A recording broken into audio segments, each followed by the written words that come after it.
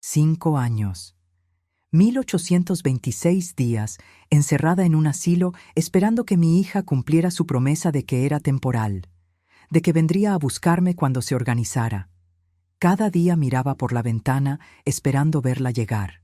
Cada vez que sonaba el teléfono, mi corazón saltaba pensando que era ella. Pero nunca llamó, nunca vino. Y cuando finalmente logré salir de ese lugar con ayuda de una enfermera que se compadeció de mí, cuando llegué a mi casa después de 5 años de ausencia, una extraña abrió la puerta. Me miró confundida y dijo algo que hizo que el mundo se detuviera. «¿Usted es la mamá de Patricia? Ella me vendió esta casa hace 4 años». En ese momento entendí que nunca fue temporal, que todo había sido un plan. Pero lo que hicieron con mi casa fue solo el principio de lo que descubriría. ¡Qué alegría tenerte aquí conmigo! Si estás viendo este video, te pido con mucho cariño que te suscribas al canal. Por favor, necesitamos mucho alcanzar 20,000 suscriptores. ¿Puedo contar con su ayuda? Estamos construyendo una comunidad hermosa de mujeres fuertes. Su presencia es muy importante. Y su apoyo es esencial para nuestro trabajo, para que sigamos contando historias como esta. Cuéntame también en los comentarios desde dónde nos está escuchando. Nos emociona saber hasta dónde llegan nuestras historias. Ese día que finalmente salí del asilo, comenzó como cualquier otro de esos 1826 días que pasé encerrada esperando a mi hija. Me desperté en esa cama estrecha que nunca sentí como mía, en esa habitación pequeña que olía a desinfectante y tristeza, mirando el mismo techo blanco que miré cada mañana durante 5 años. Pero ese día algo fue diferente porque Sofía, una de las enfermeras jóvenes que trabajaba en el turno de la mañana, entró a mi habitación con una expresión en su rostro que no le había visto antes, una mezcla de determinación y compasión que hizo que mi corazón se acelerara antes de que ella dijera una sola palabra. Sofía se sentó en el borde de mi cama y me tomó la mano con cuidado, como se toma la mano de alguien a quien estás a punto de darle noticias importantes, y me dijo con voz suave pero firme: «Señora Elisa, he estado observándola durante los meses que llevo trabajando aquí, y sé que usted no debería estar en este lugar. Usted está completamente lúcida, saludable, no tiene ninguna condición médica que justifique su internación. Y he revisado sus registros. Su hija no ha venido a visitarla ni una sola vez en 5 años. No ha pagado las mensualidades del asilo en todo ese tiempo. Esto no está bien, y voy a ayudarla a salir de aquí». Las palabras de Sofía cayeron sobre mí como lluvia sobre tierra seca, y comencé a llorar porque después de 5 años de sentirme invisible, de sentir que nadie me creía cuando decía que no necesitaba estar ahí, finalmente alguien me veía. Alguien me escuchaba, alguien reconocía la injusticia de mi situación. Sofía me ayudó a reunir mis pocas pertenencias, que cabían en una pequeña bolsa de plástico, porque en 5 años no acumulé casi nada, solo algunas prendas de ropa que el asilo me proporcionó y un par de fotografías viejas de mi esposo que me dejaron conservar cuando me internaron. Sofía me ayudó con los trámites de salida voluntaria. Aunque el asilo intentó retenerme argumentando que alguien debía firmar mi liberación y que había deudas pendientes, Sofía intervino explicando que yo había sido internada voluntariamente, que no había orden médica que me obligara a permanecer y que como adulta lúcida tenía derecho a irme cuando quisiera.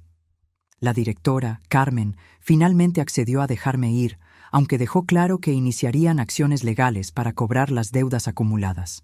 Sofía me acompañó afuera. Llamó un taxi desde su teléfono celular y me prometió que me ayudaría a encontrar justicia. Durante el trayecto en ese taxi que olía a ambientador de pino y cuyos asientos de cuero sintético estaban agrietados por el uso, yo miraba por la ventana sintiendo una mezcla extraña de emoción y terror. Emoción, porque finalmente iba a regresar a mi casa, a mi hogar, al lugar donde pasé 35 años de mi vida, criando a mi hija y construyendo memorias con mi esposo antes de que muriera. Terror porque en el fondo de mi corazón, en ese lugar donde guardamos las verdades que no queremos admitir, yo sabía que algo estaba muy mal. 5 años sin una sola visita, sin una sola llamada, no era normal incluso para una hija ocupada. Pero no quería pensar en eso todavía. No quería enfrentar lo que esos 5 años de silencio realmente significaban. Le di al taxista la dirección de mi casa, esa dirección que memoricé tanto que podría recitarla dormida. Y él condujo por calles que me parecían familiares, pero también extrañas, porque 5 años es suficiente tiempo para que una ciudad cambie, para que negocios cierren y otros abran, para que árboles crezcan y edificios sean demolidos. Cuando finalmente llegamos a mi calle, a esa cuadra donde viví durante tantos años que conocía cada grieta de la acera, cada árbol, cada casa de los vecinos, lo primero que noté fue que todo parecía diferente, más moderno de alguna manera, con autos nuevos estacionados en las entradas, con jardines que no reconocía, con mejoras que no estaban ahí cuando me fui. El taxi se detuvo frente a lo que debería ser mi casa, y yo pagué con los pocos pesos que Sofía me había prestado, porque Patricia se llevó todo mi dinero cuando me internó. Me bajé del auto con piernas temblorosas que apenas me sostenían después de 5 años de caminar solo por los pasillos cortos del asilo, y me quedé parada en la acera mirando la casa que supuestamente era mía, pero que ya no reconocía. La fachada estaba pintada de un color diferente, un azul claro que nunca elegí porque yo siempre preferí el color crema cálido que mi esposo y yo escogimos cuando compramos la casa. El jardín estaba completamente rediseñado, con plantas que yo nunca planté, con piedras decorativas donde solía haber césped, con un camino de entrada nuevo hecho de adoquines que brillaban bajo el sol de la tarde. Por un momento pensé que tal vez me había equivocado de dirección, que mi memoria me estaba traicionando. Pero no, era la casa correcta. Lo sabía por la forma de la ventana del frente, por la ubicación de la puerta, por la manera en que la luz golpeaba el porche. Era mi casa, pero también no lo era, y esa contradicción me hizo sentir mareada y confundida. Caminé hacia la puerta principal con pasos lentos, sintiendo que cada metro que avanzaba me llevaba más cerca de una verdad que no quería conocer. Sofía caminaba a mi lado, su mano sosteniendo mi brazo para darme soporte físico y emocional. Cuando llegué a la puerta, levanté mi mano para tocar el timbre y noté que hasta el timbre era nuevo, uno de esos modernos con cámara que te permiten ver quién está en tu puerta. Presioné el botón con dedos que temblaban incontrolablemente y esperamos. Escuché pasos adentro, pasos que no reconocí, con un ritmo diferente al de Patricia. Y cuando la puerta se abrió, lo que vi me dejó completamente paralizada. Era una mujer que nunca había visto en mi vida. Una mujer de unos 40 años con cabello corto y rubio, vestida casualmente con jeans y una camiseta, mirándome con expresión confundida pero educada. Ella me miró de arriba a abajo, probablemente viendo a una mujer mayor despeinada y vestida con ropa institucional del asilo, y preguntó con voz amable: ¿Puedo ayudarla en algo? Yo abrí la boca, pero al principio no salieron palabras porque mi garganta estaba cerrada por el miedo. Finalmente logré decir con voz temblorosa: yo busco a Patricia, Patricia Ramírez. Esta es su casa. Bueno, era mi casa. La mujer frunció el ceño por un momento, procesando lo que dije, y luego su expresión cambió a una de comprensión mezclada con incomodidad. Ella respondió: «Ah, usted debe ser la mamá de Patricia. Ella me mencionó una vez que tenía una madre. Pero señora, Patricia me vendió esta casa hace 4 años. Ahora vivo aquí con mi esposo y mis 2 hijos. Esta es nuestra casa». Las palabras de la mujer me golpearon como un puñetazo físico en el estómago, y sentí que mis piernas se doblaban debajo de mí. Sofía me sostuvo antes de que cayera, me mantuvo de pie mientras yo procesaba lo que acababa de escuchar. Vendió la casa. Hace 4 años. Mi hija vendió mi casa, la casa donde la crié, la casa que compré con el dinero del seguro de vida de mi esposo, la casa que era mi único patrimonio en este mundo, y lo hizo hace 4 años, mientras yo estaba encerrada en ese asilo, esperando que ella viniera por mí. Logré decir con voz apenas audible: «Pero esta era mi casa. Yo viví aquí durante 35 años. Mi hija no tenía derecho a venderla». La mujer me miró con genuina compasión mezclada con incomodidad. Claramente no esperaba esta situación cuando abrió su puerta esa tarde. Ella dijo: «Señora, lo siento mucho, pero tengo la escritura legal. Todo fue hecho apropiadamente a través de un notario. Patricia tenía poder legal sobre la propiedad, o al menos eso fue lo que los documentos mostraron. Yo compré esta casa de buena fe, pagué el precio completo, es legalmente mía ahora. Yo negué con la cabeza, las lágrimas comenzando a correr por mis mejillas sin que pudiera controlarlas. Le dije, por favor, déjeme ver la casa, solo una vez, por favor, necesito ver lo que le hicieron a mi hogar. La mujer dudó, miró hacia atrás dentro de la casa como consultando silenciosamente con alguien y luego asintió lentamente. Ella dijo, está bien, puede entrar, pero solo por unos minutos. Mi familia está aquí y no quiero incomodarlos. Entré a la casa que fue mía durante 3 décadas y media, y cada paso que daba dentro era como caminar a través de un sueño distorsionado o tal vez una pesadilla. Todo estaba diferente. Las paredes que yo había pintado de colores cálidos ahora eran blancas y grises, modernas y frías. Los pisos de madera que mi esposo y yo instalamos con tanto cuidado ahora estaban cubiertos con porcelanato brillante. Los muebles eran completamente diferentes, modernos y minimalistas. Nada como los muebles viejos pero amados que yo tenía. Muebles que contenían memorias de cumpleaños y navidades y tardes tranquilas viendo televisión en familia. Caminé hacia lo que solía ser la sala, el lugar donde celebramos el primer cumpleaños de Patricia, donde armamos el árbol de Navidad cada diciembre, donde mi esposo y yo nos sentábamos en las noches a planear nuestro futuro. Ahora era un espacio irreconocible con una televisión enorme en la pared y sofás de cuero que parecían salidos de una revista. Fui al comedor, el lugar donde comimos miles de cenas juntos como familia, donde Patricia hacía su tarea mientras yo cocinaba, donde mi esposo leía el periódico cada mañana. Ahora había una mesa de vidrio con sillas modernas que no guardaban ningún recuerdo de mi vida. Subí las escaleras, cada escalón crujiendo de manera familiar porque al menos eso no habían cambiado. Y fui al que solía ser el cuarto de Patricia, el cuarto donde la arrullé cuando era bebé, donde le leí cuentos antes de dormir, donde la consolé cuando tuvo su primer desamor adolescente, donde colgamos sus diplomas cuando se graduó. Ahora era el cuarto de un niño que no conocía, con juguetes esparcidos por el piso y pósters de superhéroes en las paredes.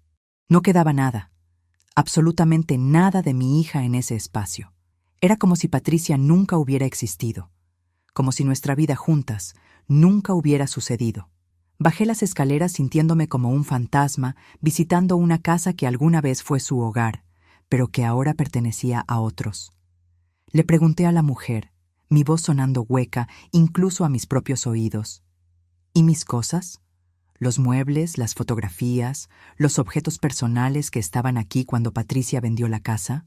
La mujer negó con la cabeza y respondió, cuando compramos la casa, vino completamente vacía.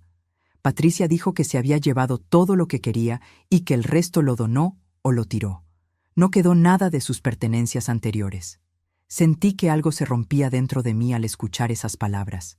No solo me quitó mi casa, no solo me abandonó en un asilo durante 5 años, sino que también borró cada evidencia física de mi existencia, cada fotografía de mi esposo, cada objeto que teníamos, cada memoria tangible de 35 años de vida en esa casa. Todo desapareció, tirado a la basura o donado como si no tuviera valor, como si mi vida no tuviera valor. Le di las gracias a la mujer con voz automática. Ella me miró con pena genuina y dijo, «Lo siento mucho, señora. Desearía poder ayudarla más, pero esta casa es legalmente nuestra ahora. Salí de esa casa por última vez. Sofía sosteniéndome porque mis piernas apenas funcionaban, y cuando la puerta se cerró detrás de mí, sentí como si cerraran la puerta de toda mi vida pasada, de toda la persona que yo había sido. ¿Cómo pudo mi hija hacerme esto? ¿Dónde estaba ahora Patricia? ¿Qué más descubriría sobre su traición? Continúa conmigo porque lo peor aún estaba por venir. Necesito que entiendas quién soy yo para que comprendas la magnitud de lo que me estaba pasando. Mi nombre es Elisa. Tengo 65 años y durante la mayor parte de mi vida fui simplemente una madre dedicada y una esposa amorosa. Me casé joven, a los 22 años, con un hombre bueno llamado Fernando que trabajaba como mecánico en un taller local. Tuvimos a Patricia 3 años después de casarnos, cuando yo tenía 25 años, y desde el momento en que la sostuve en mis brazos por primera vez, supe que ella sería mi mundo entero. Fernando y yo compramos nuestra casa modesta cuando yo tenía 25 años, recién nacida Patricia. Fue una hipoteca a 20 años que pagábamos mes a mes con sacrificio, y convertimos esa casa en un hogar lleno de amor y risas y los sonidos cotidianos de una familia feliz. Yo era ama de casa. Dedicaba mis días a cuidar a Patricia, a mantener nuestro hogar limpio y acogedor, a cocinar las comidas favoritas de mi familia, a asegurarme de que todos tuvieran lo que necesitaban. No era una vida glamorosa, pero era mi vida, y yo la amaba. Patricia creció siendo una niña normal, tal vez un poco mimada porque era hija única, y yo tenía tendencia a darle todo lo que podía. Pero pensé que eso era amor. Pensé que estaba siendo una buena madre al sacrificarme por ella. Cuando Patricia tenía 17 años y Fernando murió 15 años después de comprar la casa, mi esposo murió súbitamente de un ataque al corazón, sin previo aviso, dejándonos devastadas y con un futuro incierto. Todavía nos faltaban 5 años de pagos de hipoteca cuando Fernando murió. Gracias a Dios, Fernando había tenido la previsión de contratar un seguro de vida que pagó esos 5 años restantes de hipoteca y nos dejó un poco de dinero extra. Así pude mantener la casa y asegurarme de que Patricia terminara sus estudios. Después de la muerte de Fernando, Patricia y yo nos volvimos más cercanas, o al menos eso pensé yo. Éramos solo nosotras dos contra el mundo, y yo trabajé duro para asegurarme de que ella tuviera todas las oportunidades que merecía. Patricia fue a la universidad, se graduó con honores, conoció a Roberto durante su último año. Un hombre que desde el principio me dio una sensación incómoda, aunque no podía explicar por qué. Roberto era ambicioso, siempre hablaba de dinero y éxito y hacer grandes cosas, pero había una frialdad en sus ojos que me preocupaba. Pero Patricia estaba enamorada, y yo quería que ella fuera feliz. Así que guardé mis reservas y di mi bendición cuando anunciaron su compromiso. Se casaron cuando Patricia tenía 25 años, y yo esperaba que nuestra relación continuara siendo cercana, pero lentamente comenzó a cambiar. Patricia visitaba menos, siempre estaba ocupada con su carrera y su nueva vida con Roberto. Yo entendía, o al menos traté de entender, que ella tenía su propia vida ahora. 5 años atrás, cuando yo tenía 60 años y Patricia 32, ella apareció en mi puerta un día con una expresión en su rostro que no le había visto antes, una mezcla de frustración y decisión. Se sentó conmigo en la sala y me dijo que estaba sobrecargada, que su trabajo era muy exigente, que Roberto también trabajaba largas horas, que estaban planeando tener hijos pronto y necesitaba organizarse mejor. Entonces sugirió algo que me sorprendió. Dijo que tal vez sería bueno para mí pasar un tiempo en un asilo, solo temporalmente, solo hasta que ella pudiera organizar su vida mejor. Me dijo que yo estaba sola en esa casa grande, que me vendría bien la compañía de otras personas de mi edad, que el asilo tenía actividades y cuidado médico y que yo estaría mucho mejor ahí. Yo protesté. Le dije que estaba perfectamente bien viviendo sola, que no necesitaba estar en un asilo porque no estaba enferma ni incapacitada. Pero Patricia insistió. Dijo que era solo temporal, que serían unos meses máximo, que ella me visitaría cada semana, que podría llamarla todos los días. Patricia me hizo firmar varios documentos ese día. Me dijo que eran solo formalidades administrativas para mi internación en el asilo, papeles rutinarios de ingreso. Yo confié en ella completamente, así que firmé todo lo que me puso enfrente sin leer los detalles porque nunca imaginé que mi propia hija me traicionaría. Ahora entiendo que entre esos documentos estaba un poder notarial amplio que le daba control total sobre mi propiedad. Y yo, confiando completamente en mi hija, creyendo que ella solo quería lo mejor para mí, finalmente acepté ir al asilo. Si te está gustando esta historia, por favor, asegúrate que ya estás suscrita al canal. Necesitamos mucho alcanzar 20,000 suscriptores. ¿Puedo contar con su apoyo a nuestro trabajo?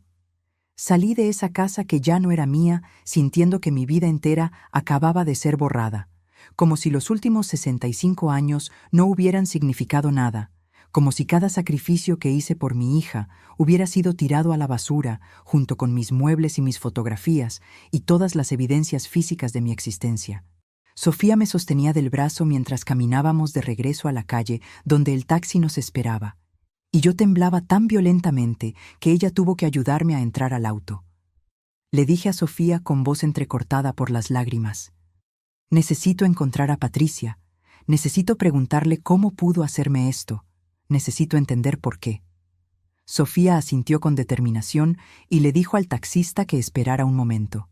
Ella sacó su teléfono celular y llamó al asilo donde trabajaba, habló con alguien de administración y después de unos minutos de conversación logró obtener la dirección de contacto más reciente que tenían para Patricia en los registros antiguos de mi internación. Le dio esa dirección al taxista y él condujo a través de la ciudad hacia un barrio que yo no conocía, un barrio claramente más próspero que donde yo vivía, con casas grandes y jardines perfectamente cuidados y autos caros estacionados en las entradas. Cuando finalmente nos detuvimos frente a una casa particular, mi corazón se aceleró al reconocer el auto de Patricia estacionado en la entrada, un auto nuevo y lujoso que definitivamente no tenía 5 años atrás cuando me dejó en el asilo. La casa frente a nosotros era impresionante, moderna y grande, con 2 pisos y ventanales enormes y un jardín que parecía salido de una revista de decoración. Esta era claramente la casa de personas con dinero, con éxito, con una vida cómoda y próspera. Me bajé del taxi con piernas temblorosas. Sofía pagó al conductor y le pidió que esperara por si acaso, y caminamos juntas hacia la puerta principal de esa casa que mi hija construyó con el dinero que obtuvo vendiendo mi hogar. Toqué el timbre y esperamos, mi corazón latiendo tan fuerte que podía escucharlo en mis oídos. Escuché voces adentro, pasos acercándose, y luego la puerta se abrió revelando a mi hija Patricia. Ella se quedó completamente congelada cuando me vio, su cara pasando por una serie de expresiones en rápida sucesión: sorpresa, shock, culpa, y finalmente algo que parecía molestia. Patricia dijo con voz que sonaba forzadamente calmada: «Mamá, ¿qué estás haciendo aquí? ¿Cómo saliste del asilo?» Yo la miré. Esta mujer que alguna vez fue mi bebé, mi niña pequeña, mi hija amada, y ahora era una extraña con ojos fríos que me miraba como si fuera un problema inconveniente.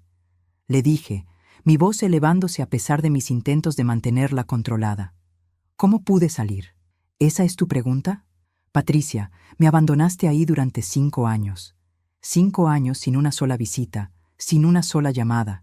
Y ahora descubro que vendiste mi casa, mi hogar, el lugar donde te crié. ¿Cómo pudiste hacerme esto?» Patricia miró nerviosamente detrás de ella, claramente preocupada de que los vecinos pudieran escuchar nuestra conversación, y luego salió al porche cerrando la puerta a sus espaldas. Ella cruzó los brazos defensivamente y respondió con voz fría: «Mamá, necesitaba el dinero. Roberto y yo estábamos construyendo nuestro futuro. Queríamos comprar una casa mejor, y tú no necesitabas esa casa grande para ti sola. Estabas bien cuidada en el asilo. Tenías comida, techo, atención médica. ¿Qué más querías?» Sus palabras me dejaron sin aliento. No podía creer que esta fuera la misma niña que yo crié, la niña a quien le enseñé sobre bondad y compasión y respeto. Le dije, las lágrimas ahora corriendo libremente por mi rostro: «¿Qué más quería? Quería que mi hija me visitara. Quería saber que no me habías olvidado. Me dijiste que era temporal, me prometiste que vendrías por mí.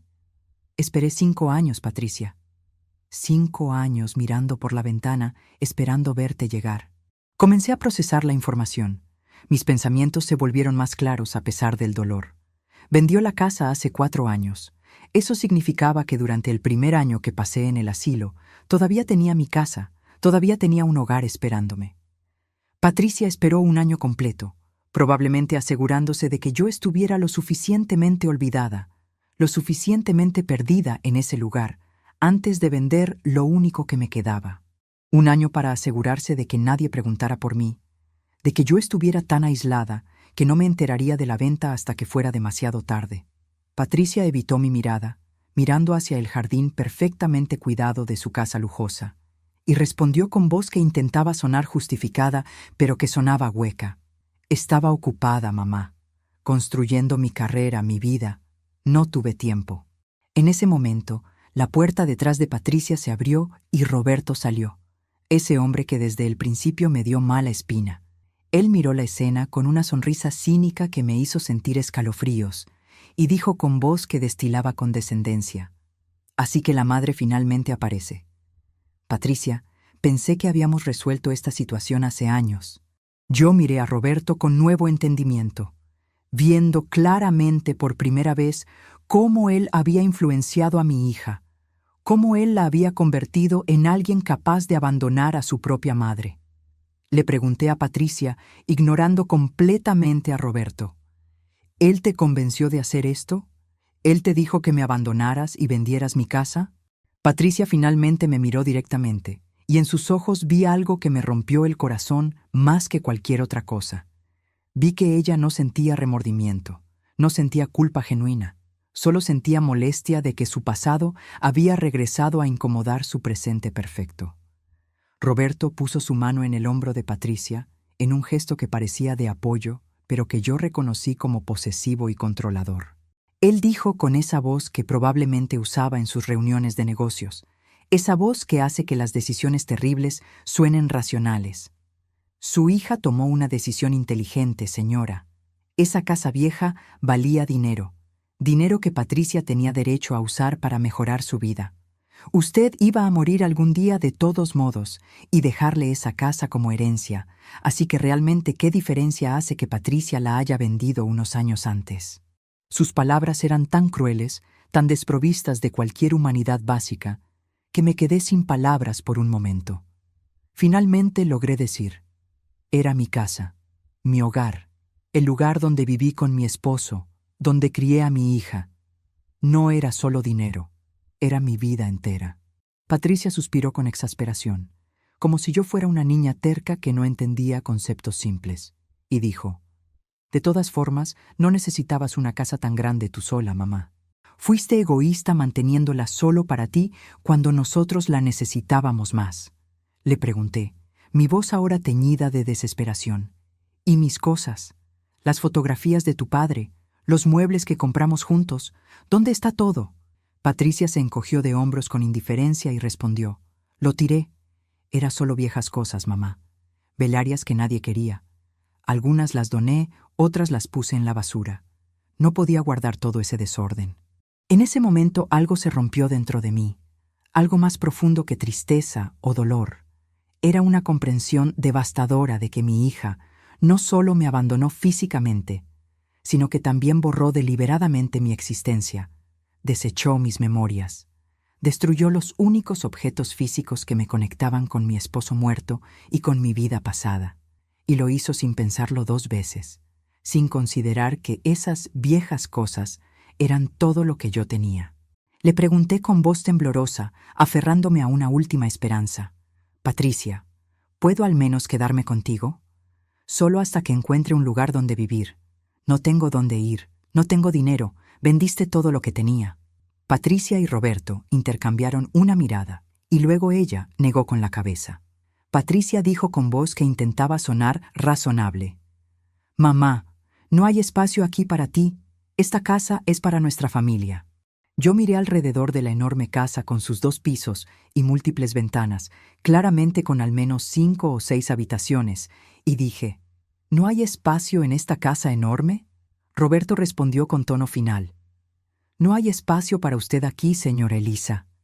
Patricia tomó una decisión hace 5 años de seguir adelante con su vida, y esa decisión no incluía cuidar de una madre anciana. Usted estuvo bien cuidada en el asilo. Puede regresar allá». Las lágrimas ahora caían por mi rostro sin control, y yo dije con voz quebrada: «No puedo pagar el asilo. Ustedes vendieron mi casa. Mi única fuente de ingresos era la pequeña pensión de viudez que recibo. Eso no alcanza para pagar un asilo privado». Patricia me amenazó entonces, su voz tomando un tono duro que nunca le había escuchado antes en todos los años que fue mi hija. Ella dijo con frialdad que me heló la sangre: «Mamá, Si no te vas ahora mismo, voy a llamar a la policía y reportar que estás acosando a mi familia. Están invadiendo mi propiedad privada y tengo derecho a pedir que te vayas. Yo me quedé parada ahí en su porche lujoso, sintiéndome más pequeña e insignificante de lo que me había sentido en toda mi vida. Esta era mi hija, la niña que llevé en mi vientre durante 9 meses, que amamanté, que cuidé cuando estaba enferma, que consolé cuando lloraba, a quien di cada peso que tenía para que pudiera tener una educación y una vida mejor que la mía. Y ahora me estaba amenazando con llamar a la policía como si yo fuera una extraña peligrosa. Sofía, quien había estado parada a mi lado escuchando todo esto con creciente horror e indignación, finalmente habló. Ella dijo con voz firme y enojada: ¿Sabe usted que su madre estuvo en ese asilo durante 5 años sin recibir ni una sola visita suya? ¿Sabe que usted nunca pagó ni un solo peso de su estadía allá? El asilo tiene miles de pesos en deudas acumuladas que están tratando de cobrar. Sabe que su madre estaba perfectamente saludable y lúcida todo ese tiempo, pero usted la dejó ahí pudriéndose como si fuera basura. Patricia miró a Sofía con desprecio y respondió: ¿Y tú quién eres para meterte en asuntos de mi familia? Una enfermera entrometida que no sabe nada de nuestra situación. Esto no te concierne. Sofía dio un paso hacia adelante, su pequeño cuerpo irradiando una furia justa que me hizo amarla en ese momento más de lo que amé a cualquier persona en mucho tiempo. Ella dijo: Me concierne, porque durante meses vi cómo su madre esperaba día tras día que usted apareciera, cómo preguntaba por usted, cómo se rompía un poco más cada vez que las visitas llegaban para otros residentes, pero nunca para ella. Me concierne porque soy un ser humano con conciencia, algo que claramente usted no tiene. Roberto se adelantó entonces, su cara roja de ira, y le gritó a Sofía: Ustedes dos, fuera de mi propiedad ahora o llamo a la policía. Sofía me tomó del brazo gentilmente y me dirigió hacia la calle, lejos de esa casa horrible y de la hija que alguna vez pensé que conocía. Mientras caminábamos, escuché a los nietos de Patricia riéndose adentro, probablemente burlándose de la escena que acababan de presenciar, criados por padres que les enseñaron que está bien descartar a las personas mayores como si fueran objetos sin valor. Subimos al taxi que aún esperaba, y yo rompí a llorar con tal intensidad que mi cuerpo entero se sacudía. No eran solo lágrimas de tristeza, sino también de humillación profunda, de vergüenza de que mi vida hubiera llegado a este punto, de dolor por darme cuenta de que la niña que crié con tanto amor se había convertido en este monstruo sin corazón. Sofía me abrazó en el asiento trasero del taxi mientras yo lloraba. Ella acariciaba mi cabello como si yo fuera la niña y ella la madre, y me susurraba que todo estaría bien, aunque ambas sabíamos que en ese momento nada estaba bien. Le pregunté a Sofía con voz rota: ¿A dónde puedo ir? No tengo casa, no tengo dinero, no tengo familia. ¿Qué voy a hacer? Sofía apretó su abrazo y respondió con determinación: Vienes conmigo. Mi apartamento es pequeño, pero siempre hay espacio para alguien que lo necesita. Te quedarás conmigo mientras encontramos una solución. Yo protesté débilmente. Le dije que no podía aceptar su caridad, que ya había hecho demasiado por mí. Pero ella insistió con una firmeza que no admitía argumentos. Me llevó a su apartamento, un lugar modesto, en un edificio viejo pero limpio, con solo un dormitorio y una sala pequeña, pero que se sentía más como hogar que cualquier lugar en los últimos 5 años. Durante los días siguientes, yo existía más que vivía, pasando las horas sentada en el pequeño sofá de Sofía mirando al vacío, llorando sin sonido, sintiendo que mi vida había terminado a pesar de que mi cuerpo seguía respirando. Sofía iba a trabajar cada día, pero regresaba durante sus descansos para asegurarse de que yo comiera algo, aunque la comida no tenía sabor y mi garganta apenas podía tragar. Ella me hablaba con gentileza, me contaba historias de su día, trataba de distraerme de mi dolor, pero yo apenas la escuchaba porque mi mente estaba atrapada en un ciclo de pensamientos torturantes. Me preguntaba constantemente qué había hecho mal como madre para criar a una hija capaz de tal crueldad. Repasaba cada decisión que tomé en la crianza de Patricia, cada vez que la mimé o le di lo que quería, preguntándome si al darle todo la convertía en alguien que no valoraba nada. Me sentía culpable, como si de alguna manera yo hubiera fallado como madre, como si el monstruo en que Patricia se convirtió fuera mi culpa. Sofía me encontraba llorando en las noches, me escuchaba susurrar preguntas sin respuesta al aire oscuro. ¿Dónde me equivoqué? ¿Por qué no fui suficiente? ¿Por qué mi amor no fue suficiente para que ella me tratara con dignidad básica? Sofía insistió en que me quedara con ella sin preocuparme por gastos, pero yo no podía aceptar su caridad sin contribuir con algo. Mi pequeña pensión de viudez seguía llegando cada mes.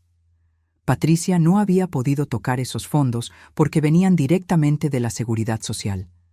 Aunque no era mucho, insistí en darle a Sofía la mitad de mi pensión para ayudar con la comida y los servicios. Ella protestó al principio, pero finalmente aceptó cuando vio que era importante para mi dignidad contribuir de alguna manera. Una semana después de esa confrontación devastadora con Patricia, Sofía regresó del trabajo con una expresión determinada en su rostro. Ella se sentó frente a mí, tomó mis manos en las suyas y me dijo con voz firme: «Señora Elisa, no podemos dejar que Patricia se salga con la suya. Lo que ella hizo fue ilegal, fue fraude, fue abuso. Necesitamos pelear, necesitamos buscar justicia». Yo negué con la cabeza débilmente y respondí: «No tengo fuerzas para pelear, Sofía. No tengo dinero para abogados. Patricia ganó, yo perdí, así es como termina esta historia». Pero Sofía no aceptó mi derrota. Ella dijo: «Hay abogados que trabajan casos como este sin cobrar por adelantado, especialmente cuando hay un claro abuso de una persona mayor. Déjame hacer algunas llamadas, por favor. No puedes rendirte así». Al día siguiente, Sofía usó su día libre para llevarme a un bufete de abogados que trabajaba con casos pro bono, casos de interés público, donde tomaban clientes que no podían pagar pero cuyas situaciones ameritaban intervención legal. Nos recibió un abogado joven llamado Miguel, un hombre de tal vez 35 años con ojos amables, detrás de lentes con marco grueso, y él escuchó mi historia completa sin interrumpir. Cuando terminé de hablar, cuando le conté cada detalle desde el día que Patricia me convenció de ir al asilo hasta la confrontación en su casa lujosa, comprada con mi dinero, vi cómo su expresión pasaba de profesional neutral a genuinamente enojada. Miguel dijo con voz controlada pero firme: «Señora Elisa, lo que su hija hizo constituye múltiples delitos. Primero, obtuvo poder legal sobre su propiedad bajo falsos pretextos, diciéndole que la internación era temporal cuando claramente siempre planeó que fuera permanente. Eso es fraude. Segundo, vendió su casa sin su consentimiento real informado, mientras usted estaba en una situación de vulnerabilidad. Eso es apropiación indebida. Tercero, la abandonó en una institución sin visitarla ni pagar por sus servicios. Eso es abandono de persona vulnerable, que es un delito penal». Yo escuchaba sus palabras sintiendo una chispa de algo que no había sentido en semanas: esperanza. Miguel continuó: «Y hay más. Sofía me informó que Patricia nunca pagó al asilo por su estadía. Eso significa que hay una deuda acumulada de 5 años que el asilo legalmente puede tratar de cobrarle a usted. Pero si podemos probar que Patricia mintió al asilo diciendo que pagaría cuando nunca tuvo intención de hacerlo, eso es otro caso de fraude». Miguel pasó las siguientes horas recolectando información, haciéndome firmar formularios, explicándome el proceso legal que vendría. Me advirtió que sería difícil, que Patricia probablemente contrataría a abogados caros para defenderse, que el proceso podría tomar meses o incluso años. Pero también me dijo algo que me dio fuerzas para seguir adelante. Me dijo que tenía un caso fuerte, que las leyes están diseñadas para proteger a personas mayores de exactamente este tipo de abuso, que él creía que podíamos ganar. ¿Podría realmente haber justicia después de todo lo que pasé? ¿Podría la ley darme de vuelta algo de lo que Patricia me robó? Quédate conmigo, porque la batalla legal estaba apenas comenzando. Miguel trabajó rápidamente, con una urgencia que me hizo sentir que finalmente alguien tomaba mi situación seriamente. Durante las primeras semanas, él recopiló evidencia. Obtuvo copias de los documentos que Patricia me hizo firmar 5 años atrás. Esos documentos que yo firmé confiadamente sin leer completamente porque nunca imaginé que mi propia hija los usaría para robarme. Miguel descubrió que yo había firmado un poder notarial, pero bajo engaño. Patricia me presentó ese poder como simple documentación del asilo, cuando en realidad me estaba quitando todo control sobre mis bienes. Además, Miguel contrató a un experto en grafología para examinar las firmas en algunos de los documentos, y el experto hizo un descubrimiento crucial.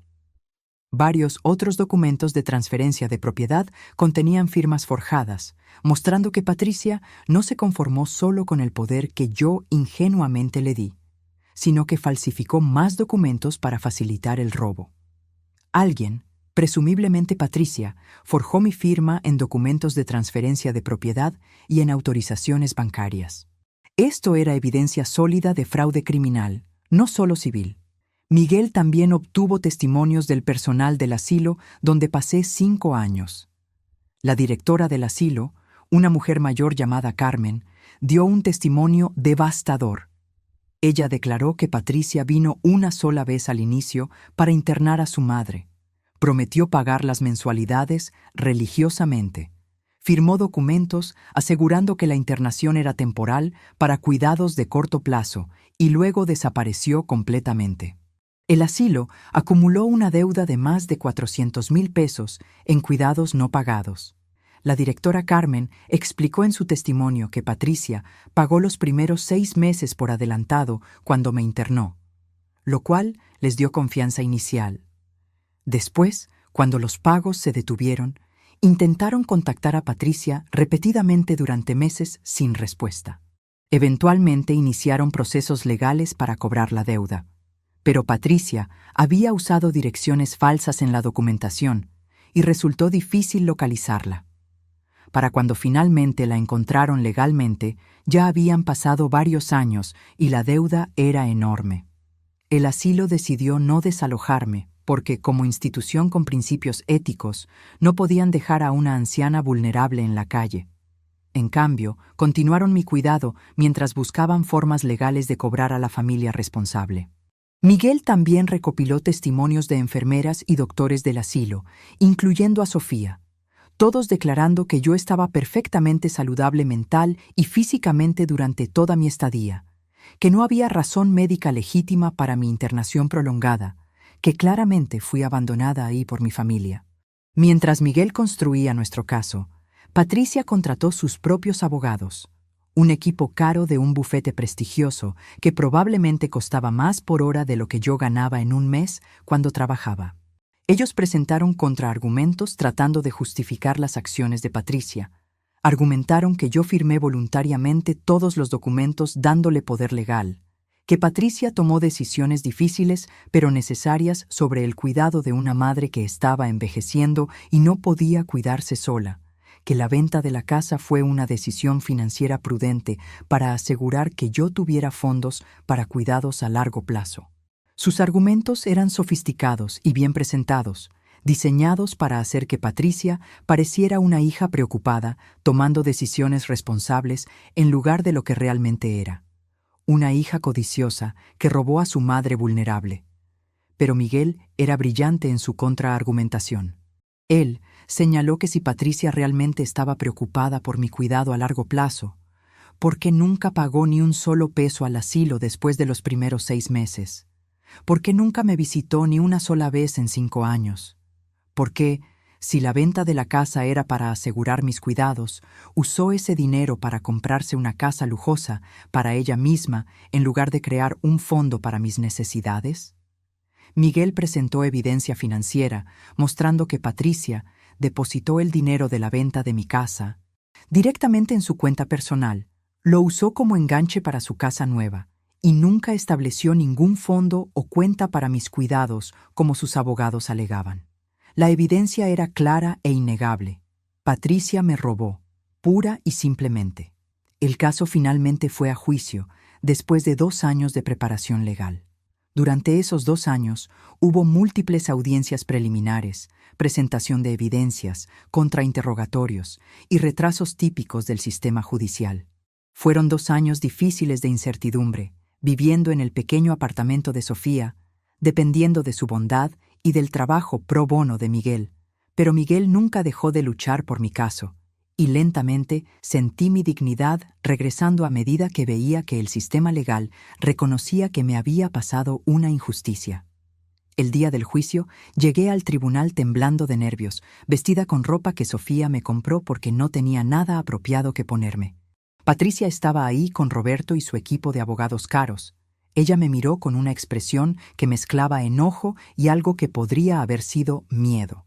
La jueza asignada a nuestro caso era una mujer de unos 50 años llamada Magistrada Hernández, con reputación de ser dura pero justa, especialmente en casos que involucraban abuso de personas mayores.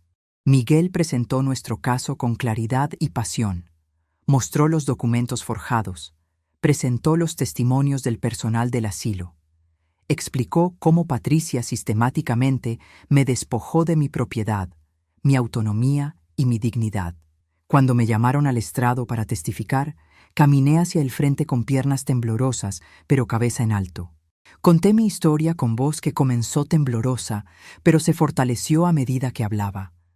Conté sobre los 5 años de abandono, sobre cada día esperando una visita que nunca llegó, sobre el dolor de ver a otros residentes recibir visitas de sus familias mientras yo me quedaba sola, sobre la devastación de descubrir que mi casa había sido vendida y todas mis memorias destruidas.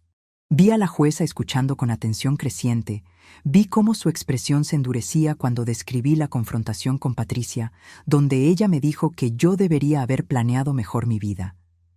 Cuando terminé mi testimonio, había lágrimas en los ojos de varios miembros del jurado y del público que observaba el caso. Sofía testificó después de mí, su voz clara y profesional mientras describía mi condición mental y física durante mi tiempo en el asilo.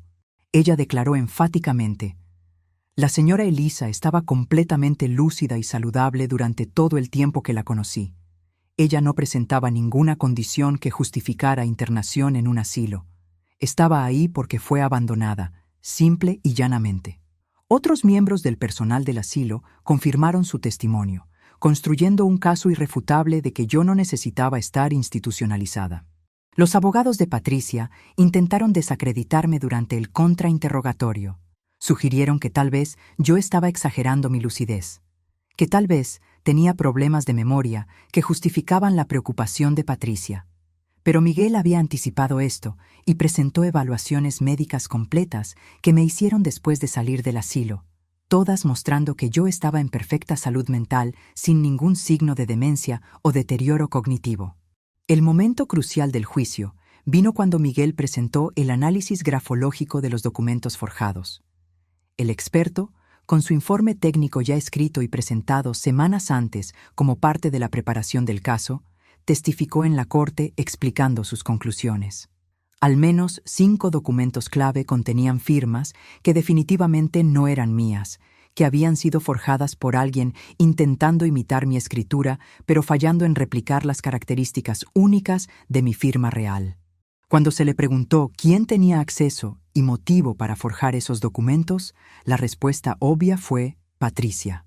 La jueza Hernández interrogó directamente a Patricia sobre estos documentos forjados, y vi cómo mi hija se retorcía bajo ese escrutinio, cómo sus respuestas se volvían cada vez más evasivas e inconsistentes.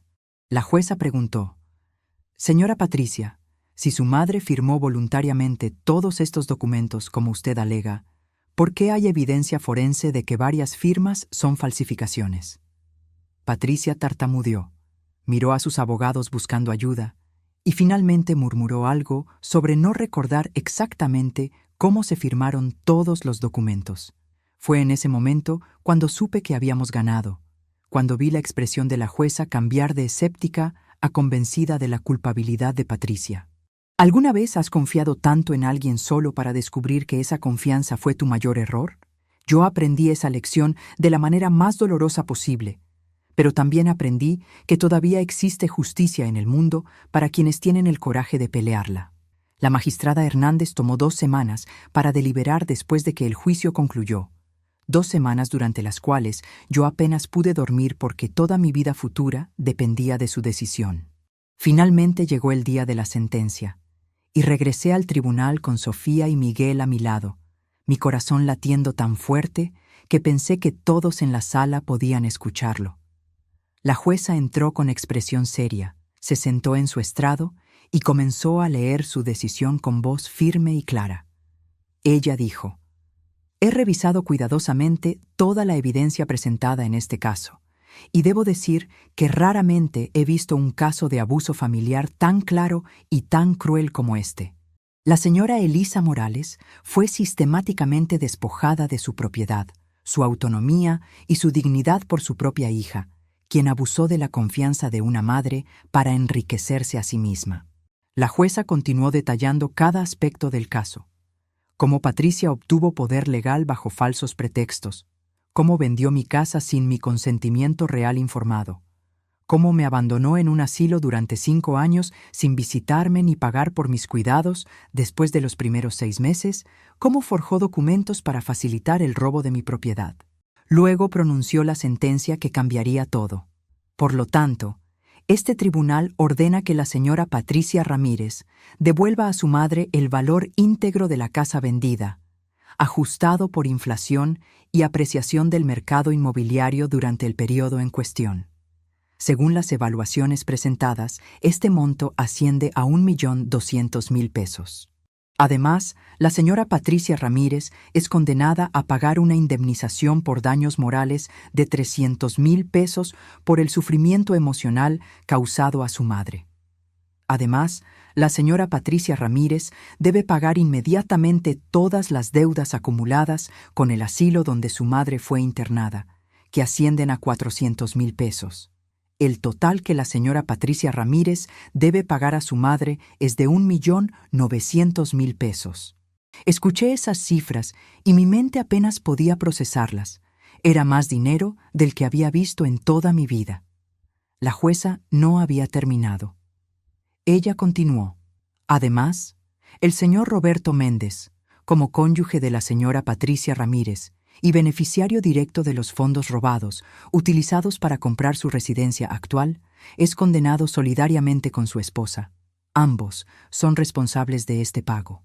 Vi cómo la cara de Roberto perdía todo su color, cómo él susurraba furiosamente a los abogados caros que claramente no le dieron el resultado que esperaba. La jueza agregó una nota final: este tribunal considera especialmente grave el hecho de que documentos fueron forjados en este proceso.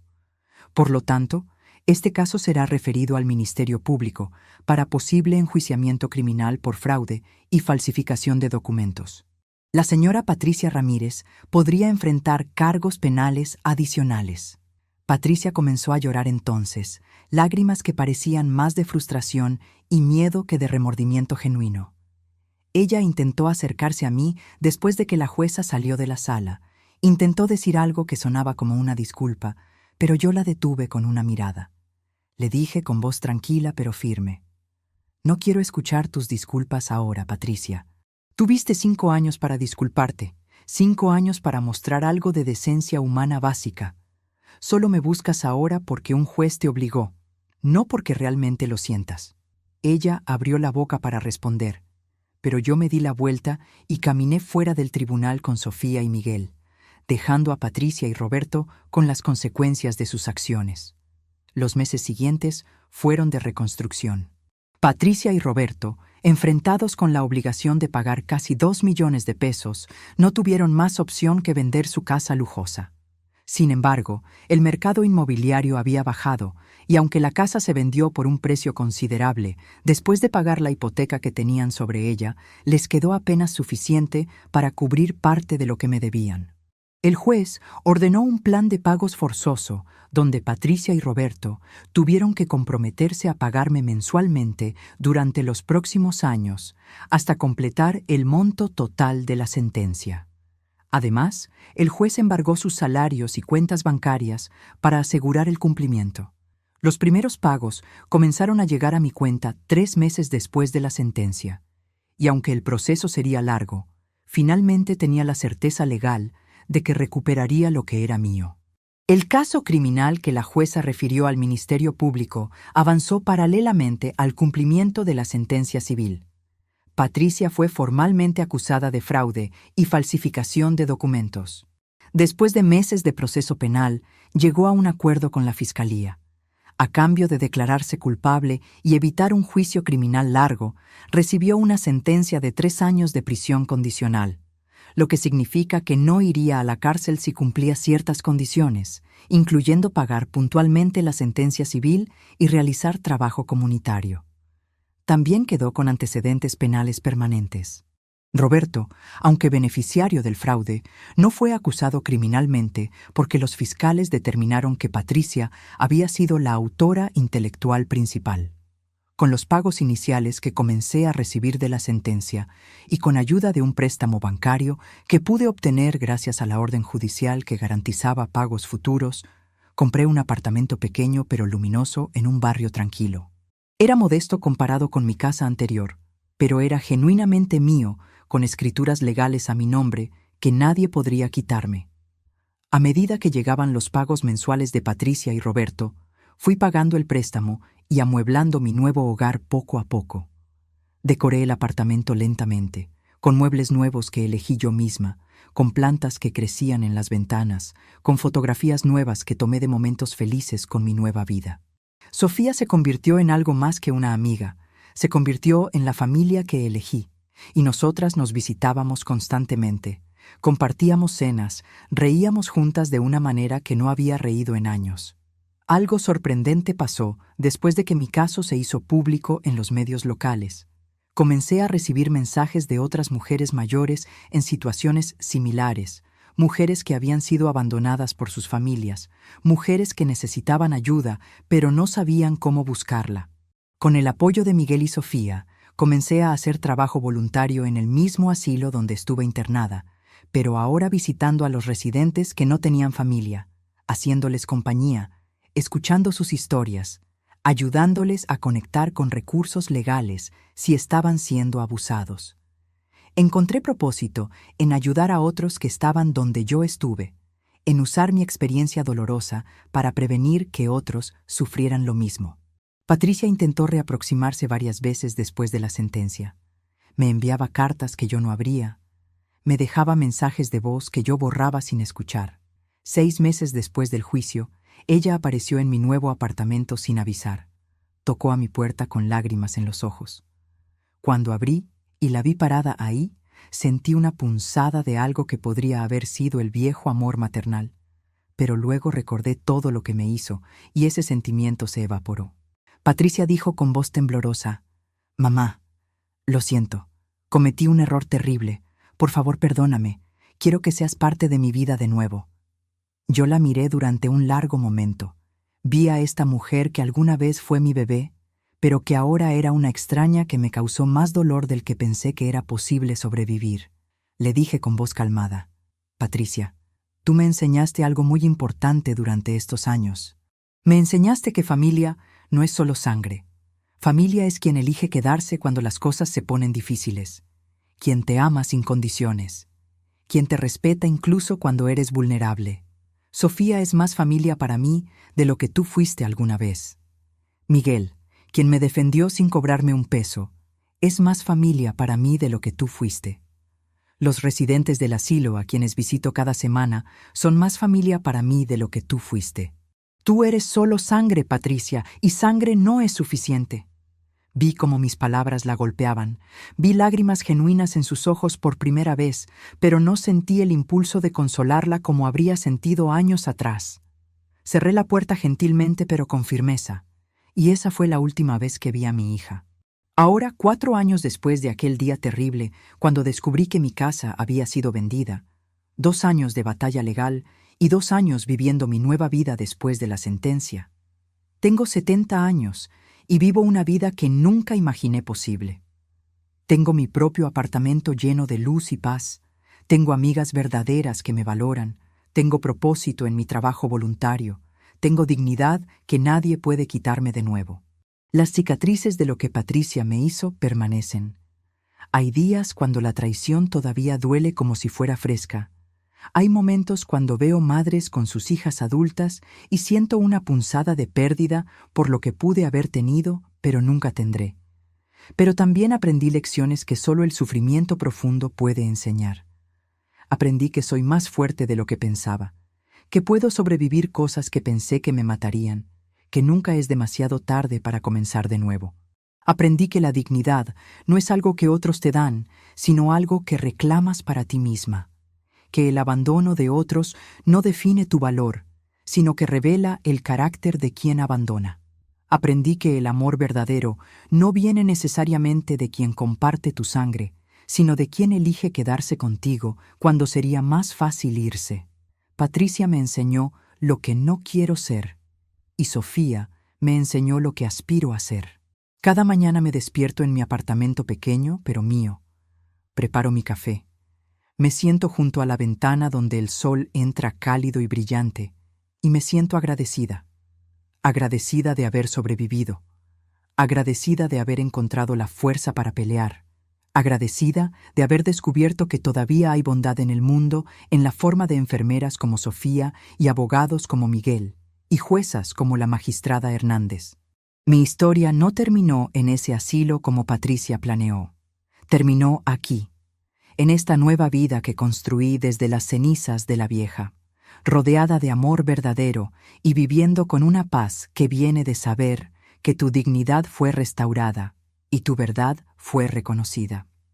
Y si mi historia ayuda, aunque sea a una mujer más a encontrar el valor para pelear contra el abuso familiar, entonces cada momento de dolor valió la pena.